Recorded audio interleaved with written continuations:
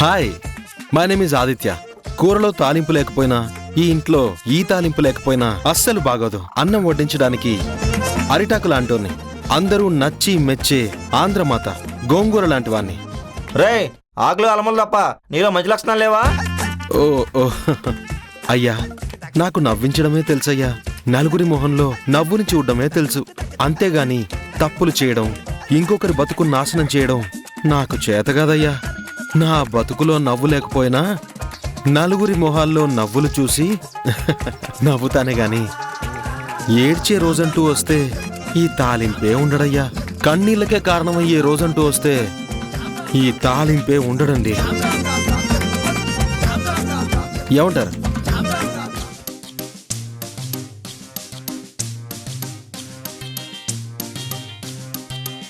Camera కన్నుకే కన్ను నేను. ఈ కన్నుని అనుమానించొచ్చు గాని ఈ కన్నుని మాత్రం అనుమానించకండే. రే, ఎక్కువ చేయకు. ఇప్పుడు కూరలో తాలింపు తక్కువైందనుకో, కూర చెడిపోతుంది. అదే ఇక్కడ ఈ తాలింపు తక్కువైందనుకో, సీనే చెడిపోతుంది. నీ కెమెరా పనిచేస్తే చాలు, నోరు పనిచేయక్కర్లేదు. వస ప్రభావం శక్తి. వసేంటి? అదే, చిన్నప్పుడు మా నాయనమ్మ నాకు వసెక్కువ పోసిందట శక్తి. అందుకే నిద్దట్లో కూడా ఇలా వాగుడు వస్తూనే ఉంటుంది. అయితే నీకీ జాబ్ కరెక్ట్ కాదు. మరి ఏది కరెక్ట్? ఒకసారి లుక్కై. పాత పేపర్లు కొంటాం. చి, చి, చి.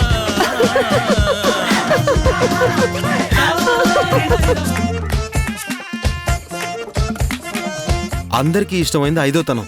పూలైనా, బొట్టైనా, గాజులైనా. అదే ఆడాళ్ళకైనా మగాళ్ళకైనా అందం. ఒరే ఎదవా, మగాళ్ళకి ఐదోతనమేంట్రా? సారీ, ఏదో అలవాట్లో పొరపాటు. అయినా ఇవన్నీ పెళ్ళైన వాళ్ళకి మీకు తెలుస్తాయి గాని నాకెలా తెలుస్తుందండి? ఒంటికో మూసు ఒంటిగాని. అదండి పరిస్థితి. నా జీవితంలో ఒకే ఒక్క ఆడది ఎప్పుడు ఎప్పుడు ఎప్పుడు వస్తుందో.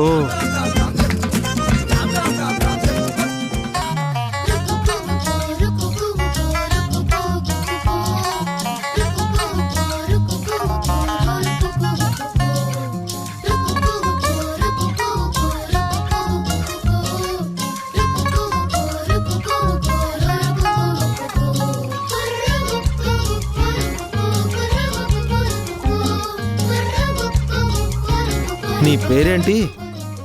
జటిల. జటిల, నైస్ నేమ్.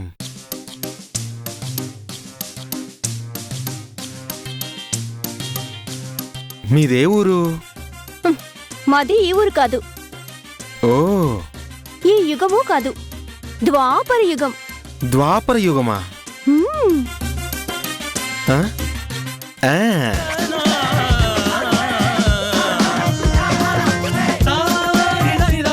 నువ్వేంటి అలా నించున్నావు? మరి నీ ద్వాపర యుగం కదా, నేను శ్రీకృష్ణుణ్ణి. అబ్బా,